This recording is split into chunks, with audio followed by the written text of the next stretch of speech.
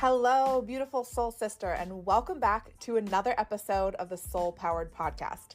I'm your host, Rebekah Kiger. I'm a trauma-informed master mindset and money coach, as well as a financial expert of over 17 years.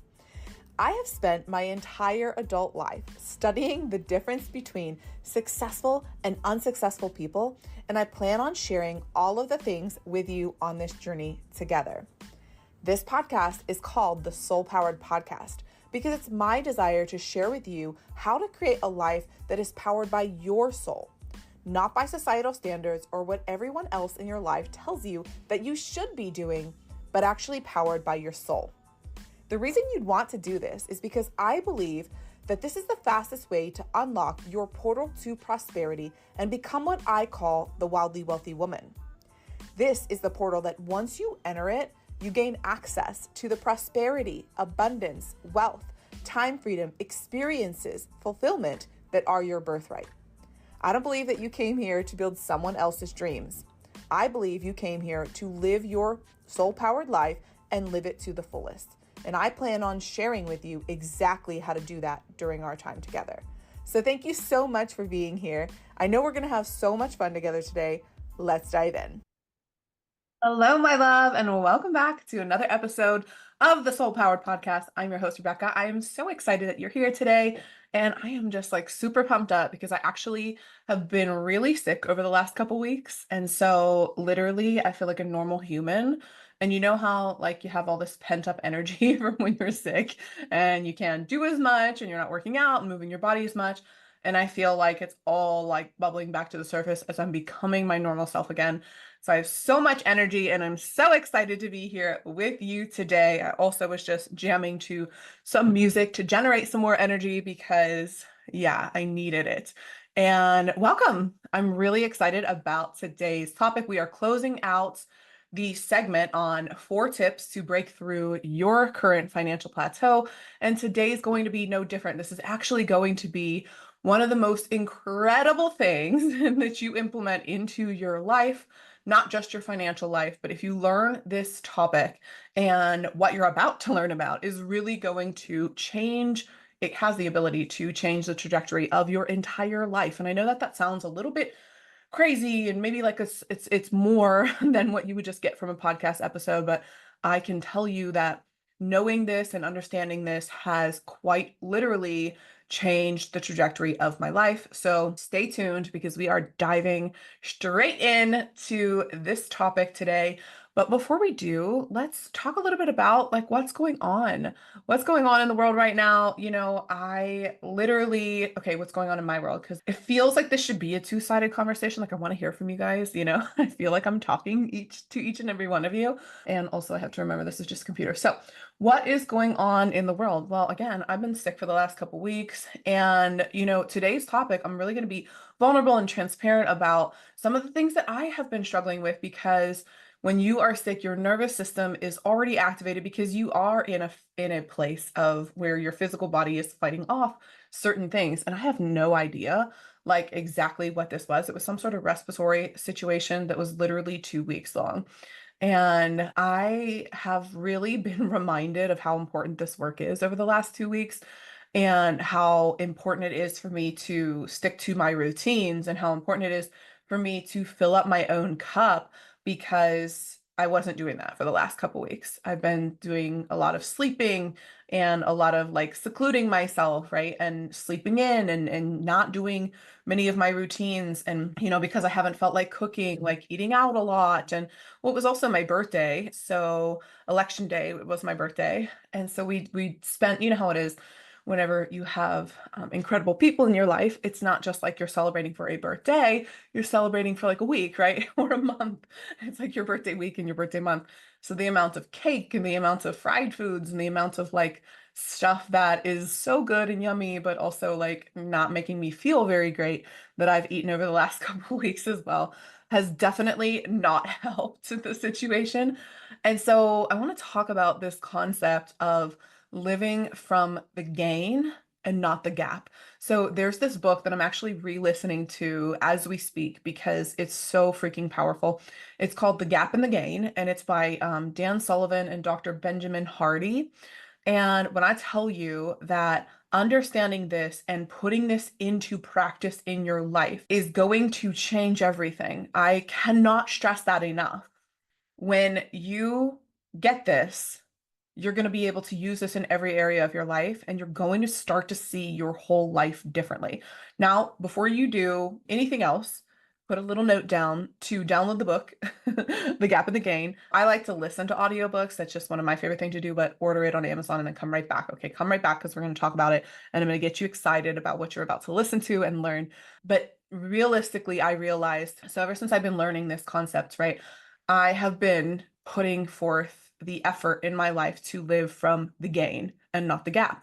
So let me explain this. And over the last 2 weeks, I've really been living in the gap. And that's where I just want to be open and transparent with you, because I think that sometimes we think that, oh, so this person is, 5 years into their business or 10 years into their personal growth journey. They must not have any issues. They must not have any problems. Or people that we perceive as successful from societal standards, we believe that those people don't struggle with the same things that we do. And I just want to be the living example of the fact that you can be both messy and a masterpiece. Like, you can be messy on your way to master, can have shit show days. You can have situations where you are reacting from old protective patterns that are not actually who you are anymore, and you can still be healing, and you can still be on your journey, and you can still be successful. And I think for a long period of time, I didn't know how to unlink those two things. I thought, well, because I am an emotional wreck, 90% of the time, not anymore, but I used to be. And my nervous system was so, so much in survival mode that I thought, well, there's no way, like, I'm an absolute shit show. Like, there's no way that other people who are successful don't that they still struggle with this kind of stuff. Like, I couldn't unlink those two things. And so for a very long time, I'm like, I can't be as successful as other people because I'm sure that they don't have any of these problems, and they're not struggling with low self-worth, and they're not struggling with feeling like no one cares about the work that they're putting out in the world. Like, there's no way that these people who I was putting on this pedestal are struggling with those things, until I learned that they are, until I really got intimately into masterminds and reading books like The Gap and the Gain, and started to realize, like, these are actual concepts that people struggle with. And you know how, like, it just sometimes feels like when someone else puts words to the phenomenon that's going on behind your, brain, right behind the eyes, like in your brain, and you're like, oh shit, like, that's okay, so I'm not the only one. And it makes you feel less alone, and it makes you feel more like this is something that other people struggle with. And so if other people can get over this and overcome this, then I can too. And so that's really been my journey over the last year, has just been understanding and accepting that I have emotional wounding that I need to heal from. Like, I grew up in a very tumultuous environment. And so in order for me to be able to go out and impact the world in a positive way, I have to work on me first. I have to work on my own emotional regulation. I have to work on my own problems and wounds, and heal all of those things. And that's not just going to happen overnight, especially for someone, if you grew up with, complex trauma and things that were happening on a daily basis, right? Where, I mean, I only just learned about CPTSD within the last few years. I didn't even know that was a thing. I didn't understand why I was in hyperarousal.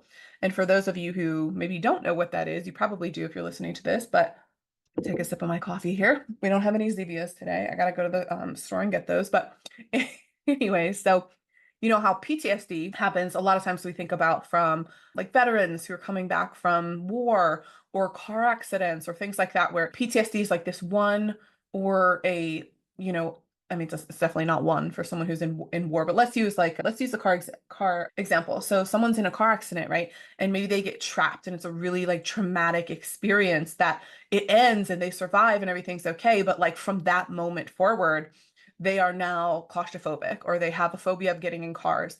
It's like this very traumatic one traumatic event, right? And that creates PTSD. But obviously there's more research that's been going on into the world of trauma, and this isn't really a widely discussed thing except over the last maybe 20 years or so, right? And so all of this research is just starting to come out where we're starting to understand the mind-body connection and how complex trauma, which is trauma where you're exposed to traumatic things on a daily basis. So it's not like PTSD in the sense that you had one occurrence, or you go to war and it's a couple years worth of things, which is obviously horrendous as well, and my heart goes out to all of those people.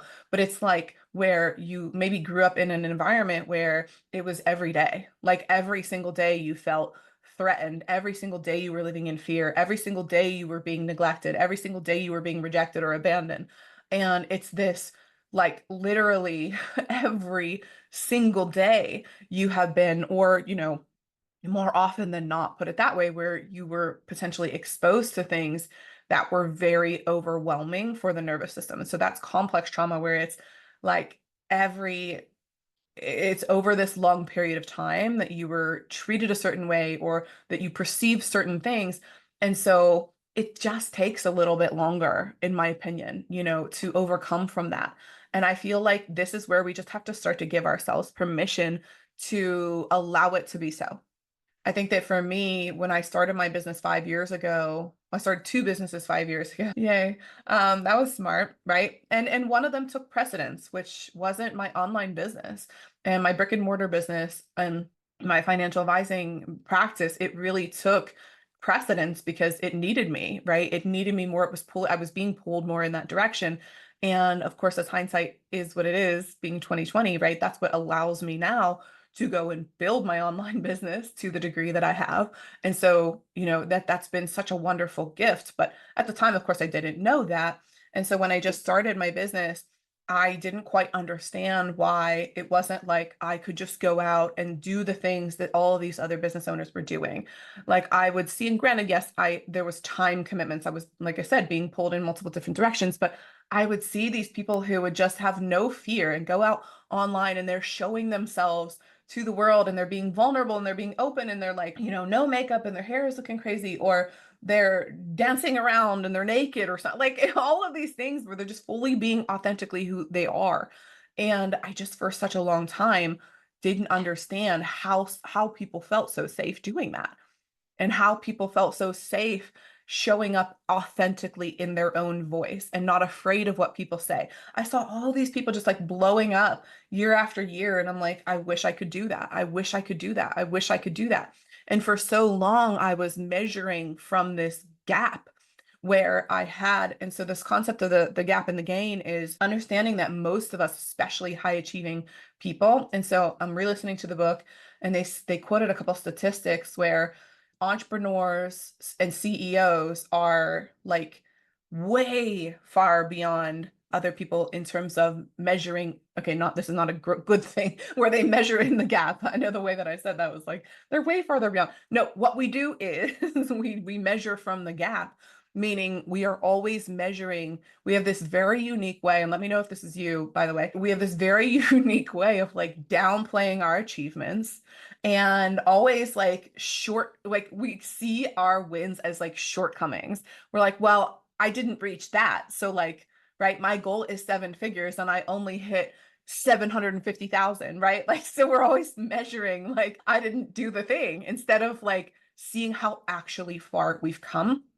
And that's the whole concept of the gap and the gain. So like I said, you have to get this book. First of all, we don't have to do anything, but I encourage you to get this book because holy shit. And I'm re-listening to it again. And it is like, this is one of those that I'm just going to play on repeat. I do that a lot with books to really embed it in my subconscious, because especially after the last 2 weeks of really feeling as sick as I have, I realized how much I was living in the gap and how much I was measuring against this ideal. Meanwhile, like my body was trying to force me to slow down because I had lessons and I had shit that I needed to go inward for.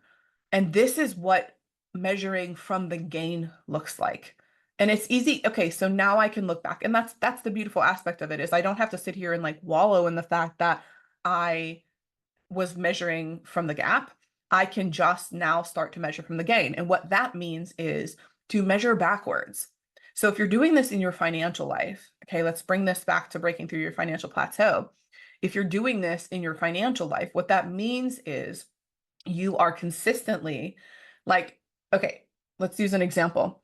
And I know this is me, this is true because this is me and this is a ton of my clients and a ton of my friends and people that I know where it's like, my goal was $100,000 a year, right? In business. And then it's like, well, you get to $100,000 and now it's like, well, I thought that getting to $100,000 would make me feel safe and make me feel good and make me feel like it was enough. And then you get to $100,000 and it's like, no, actually, it's more like 250 that would get me there. And then it's like, yeah, 250. Okay, cool. And then you get to 250 and it's like, actually, it's more like 500,000 that would get me there. And it's like we just keep moving the fucking goalposts. We keep moving the goalpost and we're measuring against this ideal situation of like, well, my real actual goal is $1 million. So I really won't feel happy until I get there. And then it's like this constant place of living from the gap, this constant place of measuring against where we think we should be, where we think that the universe should have brought us by now, or that all of our talents and all of our gifting and we're too good to be where we are right now. And it's like, no, we're as good as, and I say this with love and respect, and as your coach and as your friend, I say this as much to you as I say it to myself. You are as good as where you are right now. If you want to know where your financial thermostat is set, Rebekah and all of you, it is set to where you are right now. Okay. And I'm going to cough throughout here a little bit. I'm like just on the very tip where I'm almost done with this cough.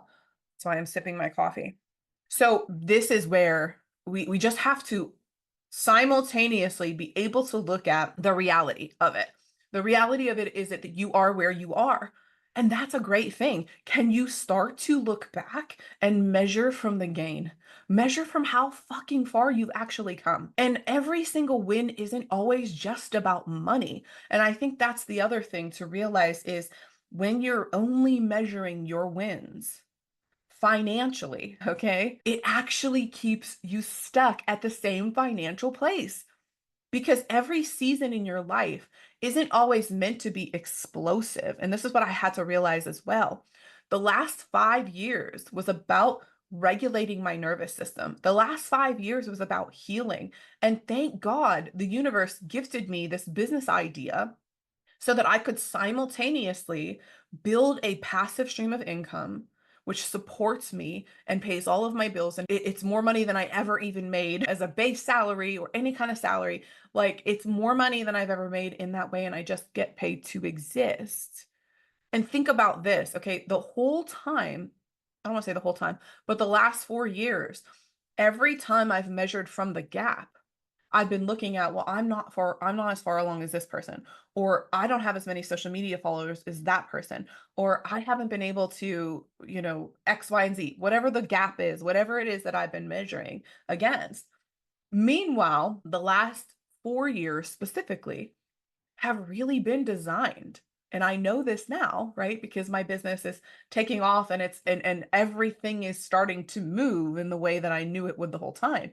But interestingly enough, my success over the last 4 years has not just been financial in this business. Yes, I have had incredible launches. Yes, clients have gotten incredible results. Yes, this program is the Align Money program is literally the best money program that exists on the planet because I've had 4 years to cultivate it and create it, right? I've had 4 years to learn and to grow and to heal my own self before I could come out and teach other people how to do it. And I thought when I first started my business that I had it all figured out. I was like, I can do this. But as fate would have it, right? My most important accomplishment over the last 4 years has been allowing myself to feel so completely safe in receiving without having to do anything in return and regulating my nervous system to the new level of wealth that I'm at now than anything that I could have accomplished in my business. And see, the only thing that we measure a lot of times as it relates to our success is financial. And yes, finances are a very important thing, but this is important to understand that the universe is going to send you money through your path of least resistance. And for me, my path of least resistance was not my business over the last 4 years. My path of least resistance was my financial advising practice. And so I would get these huge opportunities and huge influxes of money in that way because the universe was going to find a way to support me, even though I may have wanted it to come from my online business, but it didn't. It didn't come in the same droves that it came in my financial advising practice because there was resistance that needed to be worked through. And it was me that needed to work through that before I could allow anyone else into my world. And so the universe blessed me with this business because if you want to find out if you have baggage in life, you want to find out if you have nervous system dysregulation, you want to find out if you have limiting beliefs and worthiness wounds and the whole thing, start a business, get into a relationship, or have a kid. All of those things combined, which I have all of them, right? Those are going to be the things that tell you whether or not you have shit to work on. I can promise you, starting a business is like personal development on steroids, at least this type of business, right? Which is a online education, a personal brand business. Like you're the face of it. It's not like I've just created Fiesta ware cups and like I'm selling them behind the scenes and I can just like chill in my office and get paid to exist. That's what I do in my other business, right? So of course, for someone who had the fear of being seen, the fear of showing up and using my voice, of course, all of those things, that's the perfect business model for me, is to just be able to hide behind the scenes and hey, I do this really well. And like, I'm just like really quiet over here.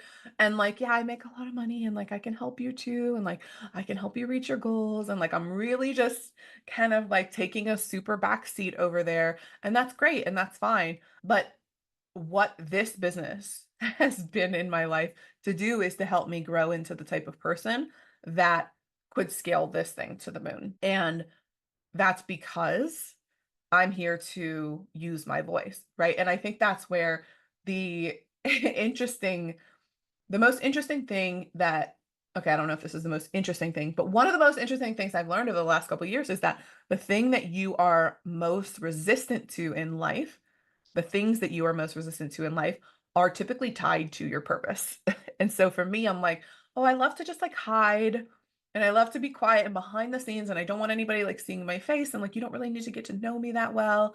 Like I just, I just do a really good job at like this one little thing and like right. And so that's really where I felt super, super, super comfortable really for 2 decades of like my adult life of being in the financial advising space. And so, of course, I would be like the universe would have this beautiful ordained plan for me to come out and be a personal brand and start a podcast where I share shit about myself that I never thought that I would. And, that I would be here teaching and sharing these vulnerable moments in my life. And yeah, it's definitely not something that came easily for me. And I guess the real reason that I'm sharing all of this is because I want you to see that just because you decide to do something doesn't mean that your nervous system is going to automatically be on board. It doesn't mean that things are just going to go easily for you because your conditioning and your programming has a lot to do with how you show up, right? And so coming back to the concept of understanding the gap in the gain. So let's talk a little bit more about that. So the gap is again measuring yourself against some ideal future. So it's like I kind of look at it like this concept that I learned at NLP, which is like the aim. So you have this aim in life, and the way that my NLP teacher explained it is that he's Hawaiian. He's from Hawaii, born and raised, and he talked about it kind of like the North Star. Okay. So you have this ideal, which is essentially to be used as a guide. So the North Star is something that when the Hawaiians, ancient, civilization time, they, before maps and all the things, they would use the North Star. They would follow the North Star to guide them to the mainland in the United States. And so your ideal situation, let's say that your ideal situation is to make $1 million a year and you want to do it living your soul's path and you want to like not have to work a whole lot. You want to have systems and support and structures, and you just want to be like living your best life. That's the ideal, right? Now, how that's going to plan out, like you're not actually trying to get to, okay, and this is kind of the concept of the aim, is you're using that as a guide to make all of your decisions. So if you can imagine, they're rowing, they're on like rowboats, I guess, coming to the mainland, and they're like, okay, no, we have to go this way. No, we've got to go this way. No, we've got to go this way. But when you get to the mainland, you weren't trying to get to the North Star, you were trying to get to the mainland, but you use that North Star as a guide. I hope this is making sense. And so I kind of look at it as this, we have no idea how it's all going to play out. And so we can use that $1 million a year as a guideline and all of the things that you want. And I actually do believe that you can achieve all of those things. But I would prefer, and the concept of the gap and the gain is to not make that end final result and that aim that you're trying to reach the only indication of success. If you don't reach that this year, it's like all is lost, or you suck, or whatever the case may be. Whereas like the gain is measuring against where it is that you've already come. So I want you to just take a second right now and just think back a year ago. Think back 1 year ago. Think back 5 years ago. Like all of the freaking things that you have learned and that you have mastered and that you have done and created and brought to life that you're not even choosing to see right now because you might not be at your goal. Like I look back to the 5 years that I've been in business, and okay, so that I look back and I'm like, did I hit my goal of $1 million a year yet? No. But if that's the only measurement of success, then I wouldn't be seeing all of the clients that I've helped through those years, all of the money that I have made in my business, right? Like, think about that. You own a personal brand, or you own a business, or you're a sales professional.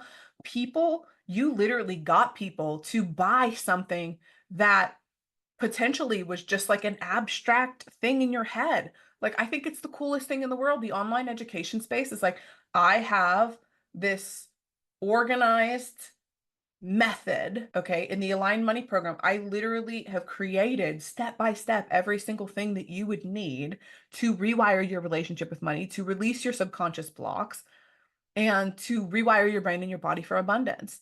It's all fucking there. And it came from my brain. Like, I think that's the coolest thing in the world, right? Like, this stuff only used to be available in college, and like you could only go to like go to higher education through college and through these different more traditional routes. But now you can just learn from people who have walked the path before you and have done it. And you can just take the shortcut. And instead of like learning how to do this from scratch, you're literally just learning from someone who's like done it before you. And I think that's one of the coolest fucking things in the world.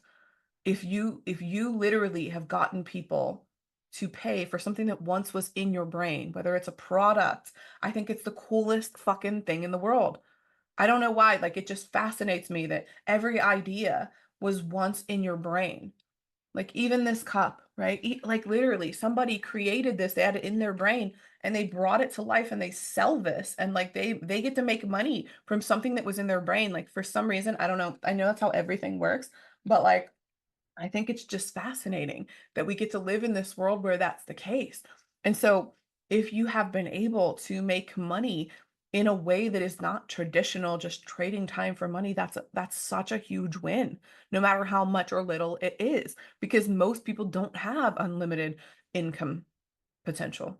Most people have a capped fixed income. And so if you're listening to this, you are likely falling in the category of someone who, and maybe you have a fixed income as well, but most people who tune into this are, doing some sort of side project or side gig or business full time or sales professional where you have unlimited income, right? And it's incredible to know that we have that ability. And so looking back over the last 5 years, for me, it's like I have so many things built out. So not only have I been able to serve hundreds of women. I've made a ton of money in this business, way more than I thought I ever would have. Like, that's so fucking cool to look back on. I have all of the tools. I have two virtual assistants who are incredible to help me. I have landing pages and courses and programs and like all of this stuff that if I were literally only looking at this from, oh, well, you didn't hit your $1 million yet. And it's like, okay, well, is that the and not to even mention the personal growth, the freaking personal growth on steroids that I have been subjected to because I started this business and because I've had to work through my fears of being seen and my unworthiness wounds and all of the nervous system responses and all of the stories that I tell myself on a very consistent basis that no one cares about what I have to say and no one, I'm not going to be, everyone else is going to be able to do this and not me. Like for some reason, it's like I'm the only one who can do it, right? And so these have become less and less in terms of how often I think about those things now, but they haven't completely gone away. And they're definitely something that I struggled with much, much more early on. And I literally did not have a choice but to be faced with those things and to keep going. And so to be able to make money while I'm growing and evolving and becoming this version of myself is, I think, one of the coolest things in the world. So if you're looking back on your life and seeing like, wow, I actually did achieve a lot, even if it's not all just financial. But think about the first year that you were in business or your first year at your career, right? Like, I think about what, 18 years ago, I started my very first job in banking and it was making $9,000 a year, I think. So, looking at that, okay, starting where you started to wherever you are now. Okay. So even like, let's use an example of $9,000 a year to just $100,000. Okay. Let's say that you had some sort of growth like that and, or even $50,000 or $250,000, whatever it is. Look at how far you've actually come. Like that in and of itself would be 10x, right? So if I could 10x once, then doesn't it make sense that if you go from $9,000 a year to $100,000 a year, now you're at $100,000 a year and you want to get to $1 million a year, isn't it just 10x again? Like you already did it once, right? And whatever those numbers are for you. So just using simple math makes life a lot easier. But starting to look at, oh, well, it's not going from 9,000 to a million. It's just 10xing again. And so the point of this is number one, understanding that living in the gap is going to create that feeling of never enoughness. It creates this anxiety and these feelings of self-doubt, like I can't reach that aim. I can't reach that goal because look, I'm still so far away. But this is really where we have the opportunity to start looking at how far we've actually come. And this is focusing on the gratitude.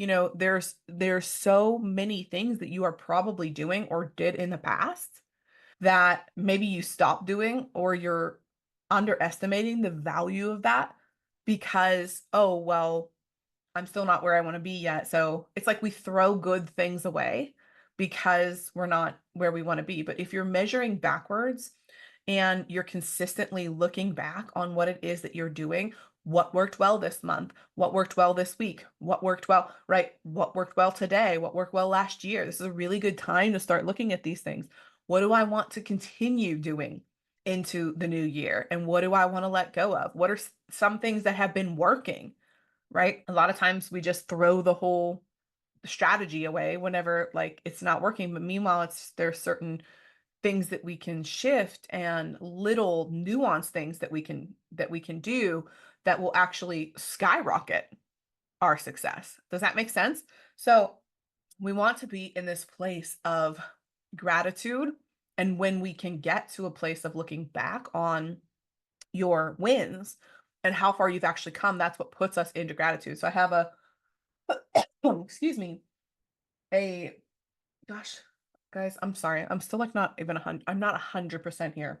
I am. I'm like 99% here, but there's still like the tiniest bit of like sickness. So please just bear with me as I navigate like the little brain fog that I'm still overcoming and the coughing and the drinking of the coffee. I love you guys for being here and hanging out with me. I feel like we're friends enough that it's okay. And I'm also just still going to acknowledge it. Okay. So there's a little sign, that's what it's called, on my wall. And it says gratitude. Okay. Gratitude turns what we have into enough. And when we're at a place of always measuring against an ideal, what we're doing energetically is we are literally putting ourselves in this vibration of lack. And when we're measuring against our past and measuring backwards, we are literally in the energy of gratitude, which is the frequency of abundance. And that's what brings more to us, right? Because what we focus on grows. And so the more that we're focusing against this gap, we're just pushing that gap further and further away.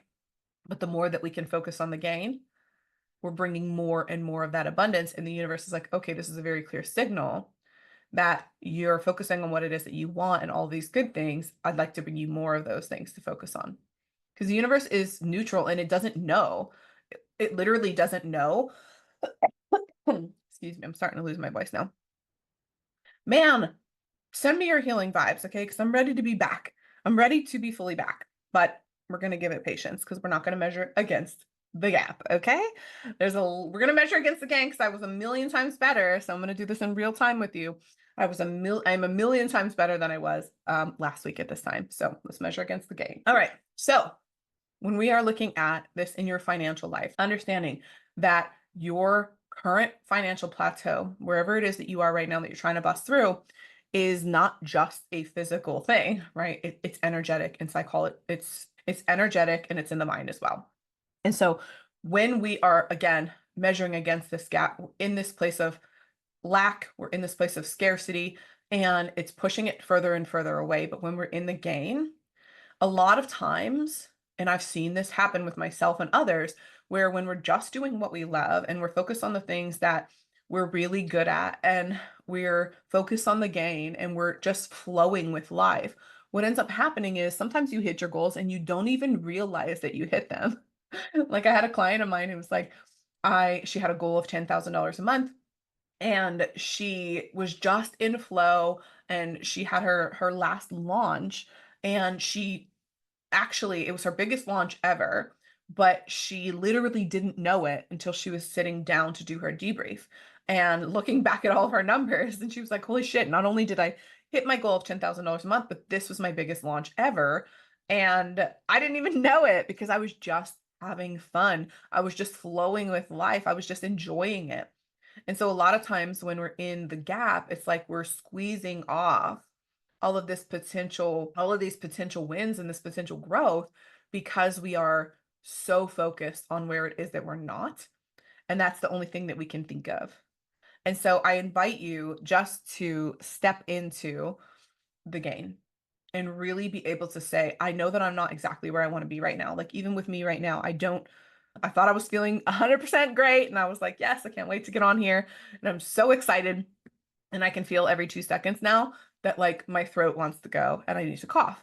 And so I could sit here and say, gosh, I'm so freaking annoyed at the fact that I still can't have this conversation because I am getting ready to go on to my coaching call in the Aligned Money program in a couple hours. And I need to have a voice for that. And I could sit there and think, wow, it really sucks. It really sucks. And I'm tempted to do that. Of course, I'm tempted to do that. I'm human.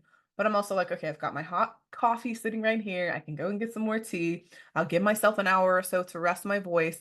And I'm just still so thankful that I can do this and that you all are loving and like patient with me, right? And you're not sitting here critiquing every little time that I'm coughing or choking or whatever it is, because the message is that important to you that you're going to sit here and listen to it. And so I just honor you for that. And I thank you for that. And thank you for your patience in that. And also, I know that there is a lesson in this, right? There's a lesson in this for you. And it's funny how the universe will bring it out in real time. And so as I'm even thinking of this, like, and as I'm learning this lesson, I can literally feel my voice like calming down. Isn't that funny? So I'm learning the lesson in real time. So, wrapping up today's conversation, it's really important to understand that the reason that your financial plateau is perpetuating and that you are feeling stuck right now, or maybe you're not at a financial plateau, but you're feeling like you've had these roller coaster income months and you just want to create some of that consistency. The reason that you are stuck at your current financial level is not just physical. It's based in the mind. It's based in the nervous system. It's based in measuring against this gap, right? And so how can you start to measure against the gain? How can you start to look back at your life? So the exercise that Dan gave in the author of the book at the end of chapter 1, because I'm literally just listened to chapter 1 again this morning, and he gave the exercise of think about a situation in your life right now that you're not happy with. If it's, your finances, or if it's your relationship or whatever the case may be. Okay. Think about that and think about what you're focused on. Is it that you're focused on the fact that you're not where you want to be? Or let's even use a different example. One that I've used over the last 2 weeks is my health and fitness and my weight. For those of you who've been listening for a while, you know that I've struggled with body dysmorphia and eating disorders and low self-worth my whole life. And so, especially these last couple weeks, I've been, not working out because I literally physically couldn't. And I've had all of this very low energy. And so I've been eating more, or eating different things, just kind of eating more for convenience versus anything else. And it dawned on me the other day, I went to go try on some dresses for my upcoming BBD Live event in December, and I didn't fit a single thing in the store. And I was like, why did I do that? I think that was yesterday, actually. I'm like, why did I do that? Why did I do that? Like, I'm not where I want to be. And then all these old thoughts started coming back. And I was like, whoa, hold on. Like, right? I've been feeling low these last couple weeks, and I've got to find a way to bring myself out of this. I don't want to revert back to those old things. I don't want to revert back to those old stories. And so I was measuring from the gap. It was like, I'm so far along, I'm so far away from where I want to be. I'm so far away from this ideal, which in my mind, the ideal was when I was like in a very, very unhealthy relationship with food and my body. And so this is probably, gosh, at least 50 pounds lighter than where I am right now. And I'm literally sitting there thinking like, that's my ideal, where I have, washboard, flat stomach and no cellulite. And I mean, I guess I always had cellulite, but very little cellulite compared to what I have now. Super, just little, right? Small arms and these, like, I really liked the way that I looked back then, but that was all I liked. That was the only thing that I liked about myself. And it really just came from a place of vanity. And I was working out most days, like 2 times a day. And I was also doing like really, really intense diet programs, like Whole30. And I wouldn't eat anything. I wouldn't eat the way that I eat now. And it caused a lot of division within my family life because I always had to have this separate food, and it was very disordered eating. And I'm like, okay, so that's my ideal of like the body that I want to have. That's the first flash that came to my mind yesterday when I was trying on dresses. And I'm like, wait a second, but do you want to have to do what it takes to get back there? And it's like, no, I don't want to do that, right? I get to measure against the body positivity and the self-acceptance and the self-love that I've gotten to create over the last couple of years, instead of how far it is that I've quote unquote gotten away from my health goals. It's like, okay, but who am I mentally now? And so this is something that if you don't catch it, it can creep up all of the time in every area of your life. So think about an area that you are struggling with, and then what are you measuring to? Are you measuring from the gap? Are you measuring against an ideal? Or can you start to look back and start to see, and that was the exercise that I did, which helped me to like see, okay, I don't obsess over food anymore. I actually love myself no matter what it is that I look like. I can stand in the mirror naked and love what it is that I see. Maybe I do want to change certain things from a health perspective, but I can look at myself and not be just like grossed out by what I see anymore. Right. And I know that if you have struggled with this, you will know what I mean. And I think that a lot of people, may or may not understand that struggle. And a lot of people say, oh, it's easy for you to say, or you're so pretty, or this or that, but people don't realize, the intensity of people's mental health struggles until we talk about it and we're open about it, right? And so that's why I want to be able to share these things authentically with you, because I want you to feel less alone. I think that a lot of times when we are living in this gap, we feel like we're the only ones, right? And that's like the epitome of gap thinking, is that we think we're the only ones. And it's just not true. It's literally just not true. So what if the reason that you are not at your goals is because you are chasing the wrong finish line, and you are chasing this ideal situation instead of recognizing and seeing the progress that you have actually made already? And actually, paradoxically, that can be the thing that helps you get to the next level. Because again, when you are truly living from your purpose and your passion, and when you are truly in the flow of life, you aren't thinking about, am I doing this just for the external thing? You're thinking about, I'm doing this because I want to impact someone's life. I'm doing this because I want to help my client. I'm doing this because this person needs it. And the universe is always going to support you and take care of you when you do those things. And that's why it's so funny, because for years I would have these launches in my business and I would make, it would be great. I would have great results from them.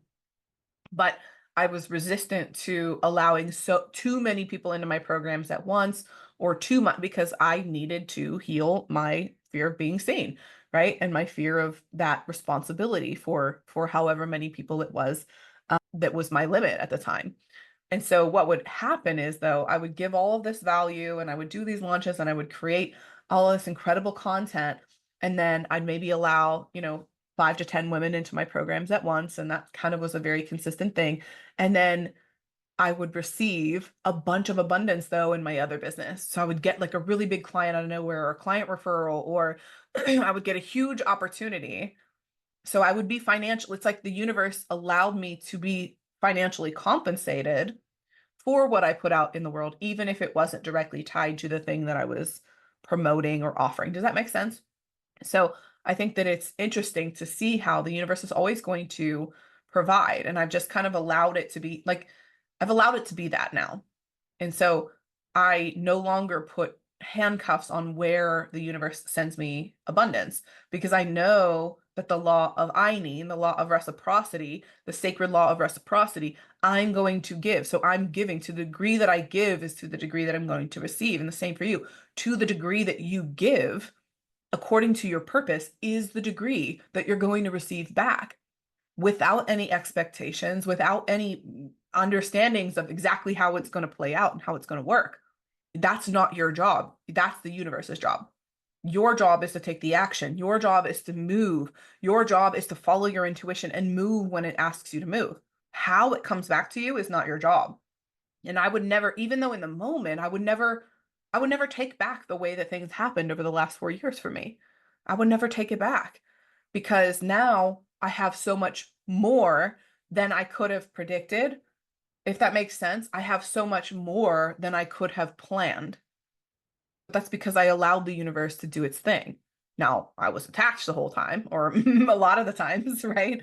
I was attached a lot of the times. And this is where I really had to look myself in the face and actually say, you are measuring your success all wrong. And it's costing you money, and it's costing you peace, and it's costing you your next level. And until I got really, really clear with that, I was making progress and I was moving, but I was not giving myself any credit for it. And so it left me empty and unfulfilled. And I don't want that for you. I want you to be able to have the emotional freedom as well as the financial freedom. Because as Tony Robbins says, success without fulfillment is the ultimate failure. Success without fulfillment is the ultimate failure. You're not just going after money just to go after money. You're going after money to create more from a sense of purpose. Yes, we live in a 3D world. So I'm not the same kind of coach that I'm going to sit here and tell you that you have to have all of these material things in order to be happy, because I believe that wealth is created from choice. Choice is what creates wealth. Meaning, I'm going to say that again because I'm choking. Choice is what creates wealth. So if you want to live off grid because that's what lights you up, then yes, wealth to you is going to be the thing that allows you to live off grid. Maybe you just go out and you make enough money and you save enough money to buy a homestead property where you can live off the land. Now, would society deem that as success? I don't give a shit. Because if that's what you want, then why is that not wealth? If wealth is to you flying in private jets and mansions and living in mansions and traveling all over the world or whatever it is that you want to do, making millions of dollars, then that's wealth. Wealth to you, though, may also just be I want to have enough. Like my husband, he's a very simple man. He has told me a million times over, if nothing in our life ever changes, I'm happy with this. And he's still working because he makes a good living and he pays for all of our healthcare benefits and he has very good benefits and things. And so right now it makes sense for our family for him to still be working. Eventually, my goal is for that not to be the case within the next couple of years, but we're still young. So he's literally told me if nothing changes, if we just live in this house forever, take a couple vacations a year, right? Have our needs met. We can have our cabin. He can go up and do his hunting situation. He can golf as much as he wants. He's like, if nothing changes, I'm happy. That's wealth to him. To me, it's a little different. My version of wealth is a little different because I know in my heart of hearts that I can go out and create something extraordinary. And I'm not done yet, if that makes sense. I have a great life. That's where I think it's the difference is I have a great life and I can measure backwards against how far it is that I've actually come, but I also have goals. I have things that I'm moving towards. And as long as I can stay in the gain mindset, I know that I'm going to reach those things. Why do I want to make $1 million a year? Because I want to show my fucking self that I can. That's it. I want to show that little girl that grew up below the poverty line, getting made fun of, okay, for wearing the same clothes every day, using the very same water bottle every day. And I'm not talking about, all right, I'm going to pause and tell this story really quick because it is what it is. I remember when I was a kid, people used to have water bottles that we would take to school, right? You need something to drink. And most of the other kids had like something like this, right? If you're watching me on YouTube or you're watching the video podcast, I have a, Stanley type of cup. I actually like these ones better than Stanley's. They're at Marshall's for like 25 bucks, okay? But they're the reduced brand. I don't know. They're really good. I like them. They have a nice big straw. They don't spill. I like them more than I like the Stanleys and Yetis. Anyways, so I have a couple of these, but not my point. I digress. So when I was younger, I wanted to bring water to school as well, but my family could not afford a water bottle like this. So somebody gave us a bottle of water, I think at church or something. I had a bottle of water, and it was one of those plastic bottles of water. And I literally took the exact same plastic water bottle to school every day because I wanted to drink. I wanted to bring water. And I didn't really think anything of it because that's all that I had. And so like the little plastic thing around it started to fade. And you could tell if you were looking, which I don't know why anyone was, but the girls that I sat at lunch with, they made they thought it was a joke. They thought it was funny to make a comment about how I bring the very same dirty, in their words, water bottle to school every single day. And they were laughing. And I just remember in that moment, like feeling so low, like so much less than them because I literally like my family could not afford to get like a new bottle of water every day. Like I didn't even have cases of water. I didn't have a bottle of water to bring to school. Okay. And that was the one that I used because I wanted to drink. We got free lunches. Okay. Like we didn't have money and like we weren't bringing money into school so we could get like the extra stuff, right? Like we got like the government funded lunches and that's what it was. And I just remember looking at them and feeling so less than. And I carried that with me for a really, really long time.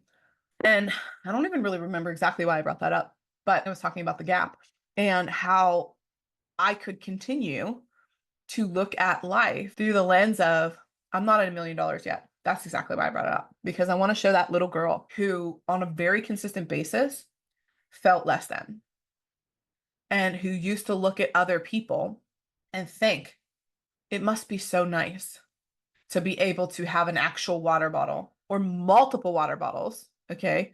Multiple, like, quote unquote, expensive water bottles to choose from. It must be really fucking nice. And I remember thinking, it must be nice. It must be nice for you to have, and I was angry, right? I was angry at the time. But that little girl, she needs validated and she needs justified. And that's the work for me to do. But I remember when I would look back and think, it must be so nice to come from a household that has more than enough water bottles. I know it seems so stupid, but it's no different than, it must be nice to have a two-parent household. It must be nice for your dad and your mom to both love you and not abuse you. It must be really nice to have a pool. It must be nice to have a yard. It must be nice to have the things, the ability to go school clothes shopping instead of just getting hand-me-downs from the church. It must be really nice to go every single year and get new school shoes instead of just having hand-me-downs. It must be really fucking nice. And you know what? I'll tell you on the other side, it is really fucking nice. But I will never forget that little girl. And I want to show her. I want to take this as far as I possibly can because she deserves to see that we can do way more than anyone has ever told us that we could. And all of the people who have laughed at us and told us that our dreams weren't ever going to be anything and that we wouldn't amount to anything. There came a time where people started saying those things and I started believing them. But I was always gifted and I knew that I was gifted. I was in all of the gifted classes. I was voted the most likely to succeed. I was very, very attentive to being successful. I was driven from this place of, I've got to prove myself and I've got to do something. I didn't exactly know what I was doing back then. Now I do.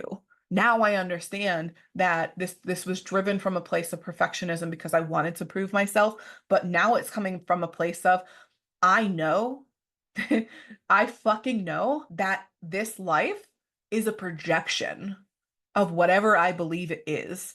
And because I know that, and I know that life is like a game, I want to see how fucking far I can go with it.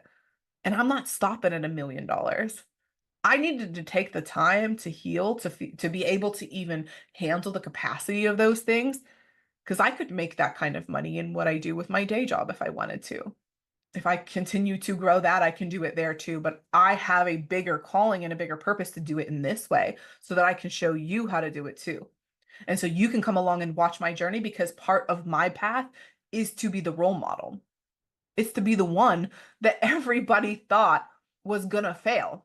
It's to be the teen mom that everyone looked down on and still go all the way.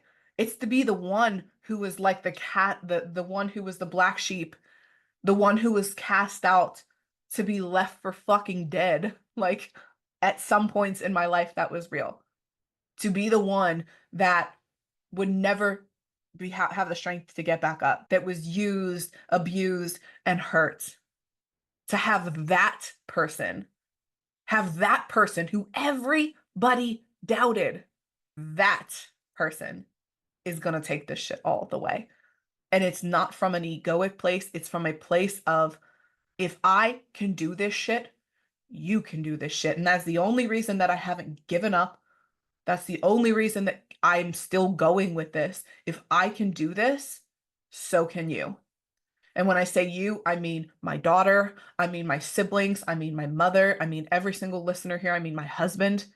I am here on this planet to show you what is possible.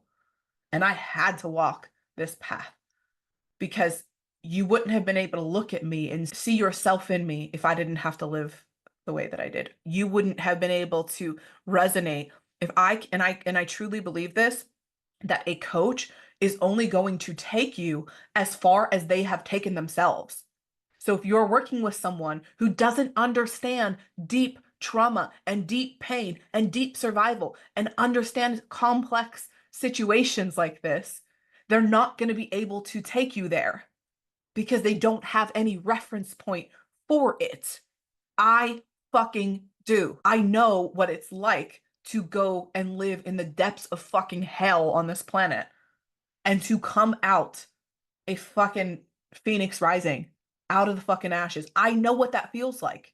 And I believe that I was given that path and I chose that path because that would be the thing that would drive me to not give up and to keep going no matter how hard this shit gets, because you can't hurt me worse than I've already been hurt. Somebody making fun of me on the internet, I don't give a shit about that. Do you know what I've been through to get here? Somebody judging me or thinking that, oh, it just must be easy. Oh, you're so this, you're so that. I don't care what you think. You have no idea. Not you, but them, right? Haters. I don't care. I've had people tell me, comment on things like, oh, you're a liar. You're not even married. You don't even have any kids. I'm like, what are you talking about? I don't care what you think. This work isn't meant for you. If that's really what you think, then go away. This work isn't meant for you. I'm not meant for every single person, but the people that I'm meant for, I'm really fucking meant for. If you resonate with my shit, then you're going to resonate with my shit. You're my people. You're the one that I'm here to serve. And I will not stop doing that over some fear, over some fear of being seen, over some unworthiness. No, this is my purpose on this fucking planet. So I'm done measuring from the gap. I'm going to measure from the gain, and I'm going to keep measuring from the gain, because this is called the hedonic treadmill. It's a phenomenon that they talk about in the book, okay, which is how we will keep moving the goalposts and we will get used to the life. Okay, so the hedonic treadmill, and you may be on this, is you keep getting used to the life as you elevate. You keep getting used to it. You keep getting more and more accustomed to this life. And so you end up feeling unfulfilled no matter how much you achieve, because success doesn't come from the external. There is no amount of chasing and forcing and accumulating that you can do that's going to make you happy. You have to understand this. And until you understand that, you will keep on the hedonic treadmill, and you will keep moving and you will keep moving and you will keep moving and you will get nowhere. And everything that you have achieved around you, one day you're going to wake up and see, I have the white picket fence. I have the marriage that everybody wants. I have the relationships. I have everything that I want, and I am dying on the inside. And that happens when you are measuring from the gap. That is what is at stake for you. And I don't want that for you. And that's why I believe this is one of the most important topics that you are ever going to address in your life. So we're going to land the plane. I know I'm on one today, okay? Know that the key to breaking through your financial ceilings is to recognize the wins that you already have in your financial life. And this is done through measuring through the gap or the gain. It's done through the gap or whatever. Okay, cut this part out. It's done through measuring from the gain and not the gap. All right, we're landing today's plane. Thank you so much for hanging out with me today. I love you all so much. And thank you for your comments. Thank you for your shares. Thank you for DMing me and letting me know that these episodes are powerful for you and that they resonate with you. Let me know so I can keep the good stuff coming. Let me know what is helping you. And if you want to hear anything else, any topics on the pod, please let me know, because I'm here to serve and I want to support you and I want to help you in your journey as well, because I think that we are stronger together and that we're here to break the cycles. And I don't think we can do that alone. I really, really don't think that we can do that alone. Find yourself a mentor, find yourself someone that's going to support you on your journey. Lock arms with that person and do not turn back. I'm telling you right now, people are going to help in so many different ways in your life. Mentors, coaches, peers, mastermind groups. The things that are damaged in relationship, they need to be healed in relationship. So if you're finding yourself lone wolfing it because you feel like it's all too hard and you're overwhelmed and you're struggling and you don't think that anyone else would understand or can help, That's why I'm sharing all of this with you. Maybe I don't understand your exact situation, but I understand trauma. I deeply understand what it means to be in survival mode day in and day out. And I was reminded of that over the last 2 weeks, which wasn't fun. And I think sometimes the universe allows us to be reminded of those things to reconnect us to why we're here. And I have a new reinvigorated passion around this because I don't want anyone feeling this level of pain. And I won't stop until my dying breath because that's how deeply I want to help you heal. Anyways, love you all so much. Can't wait to chat in the next episode. Let me know if you need anything from me. I love you all and have a great rest of your day. Bye.